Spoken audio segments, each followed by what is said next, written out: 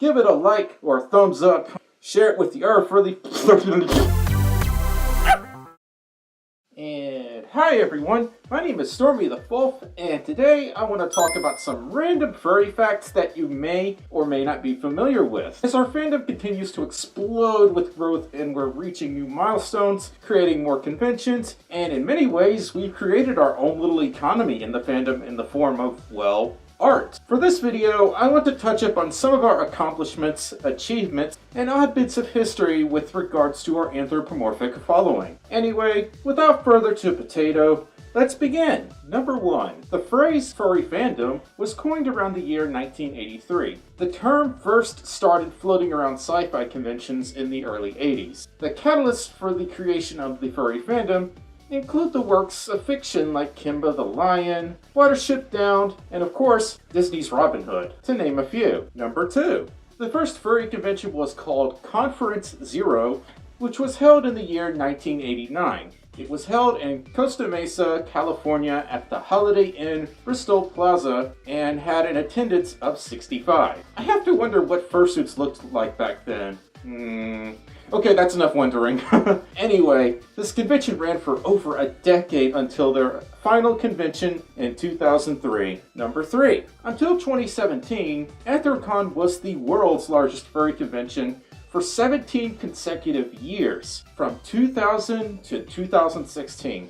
A lot of time and a lot of furs. Anyway, once 2017 arrived, it was actually surpassed in attendance by Midwest Fur Fest in the year 2017 by over 1,000 attendees. And you thought Anthrocon was massive? I have to wonder if Anthrocon will regain their title someday. Maybe not, maybe they will, who knows. Number 4. As of 2018, Eurofurence is the largest international furry convention with an attendance rate in excess of 3,000 members. It is also the longest running currently active furry convention in existence. It's been running annually since 1995. That's 23 years of fluff, hugs, and just random furry shenanigans. While it's usually held in Germany, it has been held occasionally in other European countries such as Sweden, the Netherlands, and the Czech Republic. As conventions grow and leadership changes, at some point the venue will as well. Number 5. Fursuits were not always called fursuits. The term fursuit was coined in 1993 by former Midwest Fur Fest chairman Robert King. Before then, they were known as zoots, which was a term loosely based on the popular 1940s fashion called zoot suits. Although I suspect back then, most furs and non-furs probably referred to them either as animal or mascot costumes. Something that still happens today when it comes to those who aren't familiar with the fandom. But if any furry historian wants to chime in on this matter, let me know in the comments. Number 6. The Furry Fandom was featured in the 2008 version of the Guinness Book of World Records. It detailed Anthrocon 2006 as the largest annual furry gathering, with an attendance of nearly 2,500. Since then, Anthrocon's attendance has more than tripled. And of course today, MFF's recent overtake has made AC the second biggest furry convention, at least for now anyway. Number 7. According to a study done by the International Anthropomorphic Research Project, or IARP, in 2016, the most popular fursona species were hybrids, while the most popular single species was the wolf. The survey brought forth over 6,000 fursonas with almost 900 unique species. Wolves clocked in at 14% of the 6,000 that were surveyed, which rounds out to about 840. That is a lot of wolves. I have to wonder what would happen if all the wolves and doggos on this earth howled at the same exact time. What do you think would happen?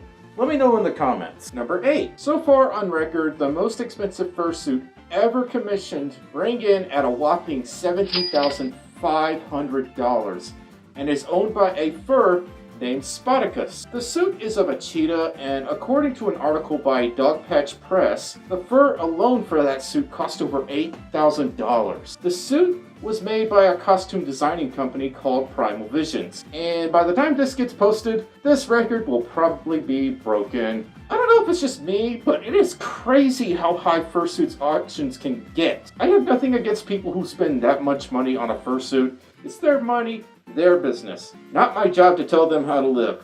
Granted, if I had a suit that expensive, it better have some built-in air conditioning and Wi-Fi or something. Just joking. Number 9, and I'm out of, number 9. There we go. The furry fandom does a lot of charity work.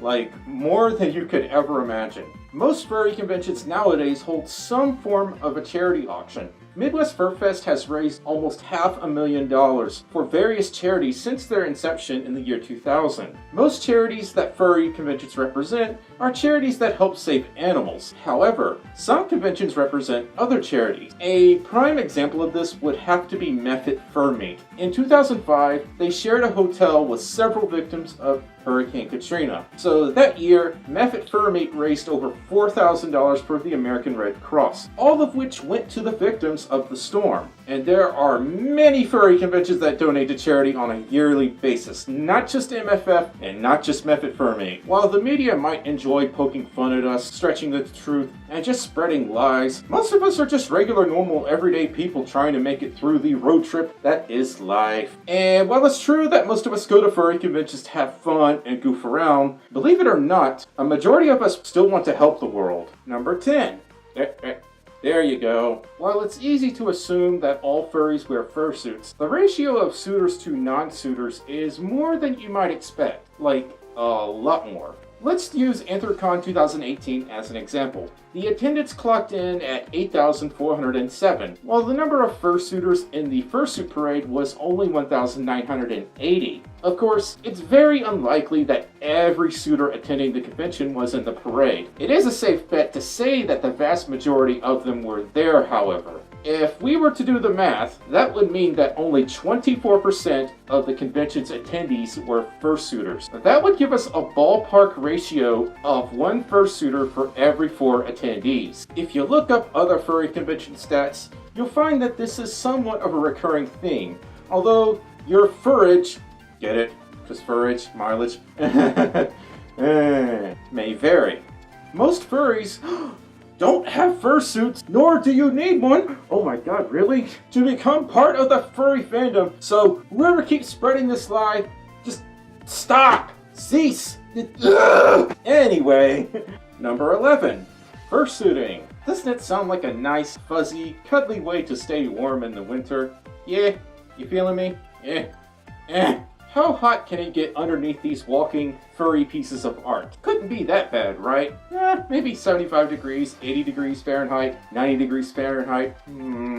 How about over 100 degrees Fahrenheit? This is why it is so important to take breaks and stay hydrated while you're suiting, and it's double important if you're full suiting, and it is triple important if you're full suiting outside during the summer. That's not to say you can't burn up while partialing. I certainly have. Someone did an interesting video studying how boiling it can get underneath a fursuit, which I will link up at the top and in the description below. I already know someone with a master's Windows 10 Enterprise Edition degree in thermodynamics is going to say the results are inconclusive, and well, you're probably right since it looks like they're just using a standard infrared temperature thing, but that doesn't rule out the fact that it gets dangerously hot underneath these things. And personally, I think it's a great starting point to determine how toasty fursuiting can be. Also, air conditioning is your best friend if you're suiting during the summer. Please don't fursuit outdoors if it's 120 degrees outside,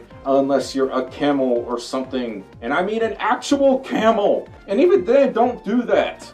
People are gonna freak out seeing a real-life talking camel, question your sanity, and then people show up with white coats, and then you've got the number 12.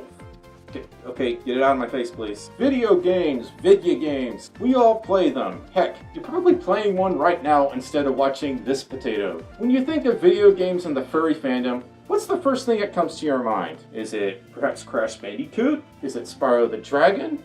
Maybe Sonic the Hedgehog? What if I told you that the first video game, to the best of my knowledge, where you yourself play as an animal character was, well, Frogger, which dates back to the year 1981. And the first video game where you play as an anthropomorphic animal was Donkey Kong Jr., released in 1983. Now again, this is to the best of my knowledge. I did a little bit of Googling. I didn't do a lot of Googling, but so far this is the best I can find as far as playable animal characters in terms of video games. 1981 is about the earliest I can find any kind of references. If there's an earlier one, I really want to know. Let me know in the comments. And that's all I've got for this week's video on Furry Facts. Special thanks and shout out to Schande for helping me write a majority of the script.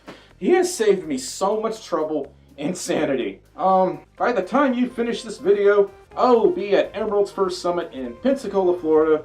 So if you're nearby, you want to say hi, maybe go out to lunch so we can have a delicious pie. Yeah. Look, I haven't slept in like 3 days, okay? Blame the idiots across the street and the 3 other cars who don't believe in sleep and they like to keep me up all night. Ugh! Right.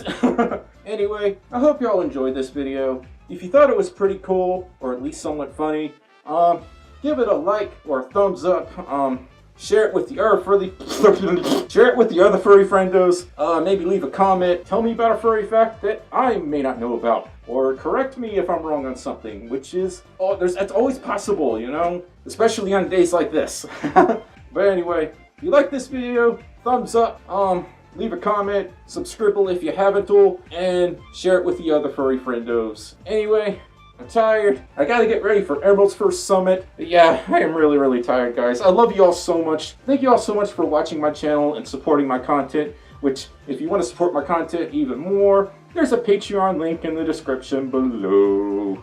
Anyway, I gotta go, guys. It's really, really hot in here. I will see you all next time. Bye-bye!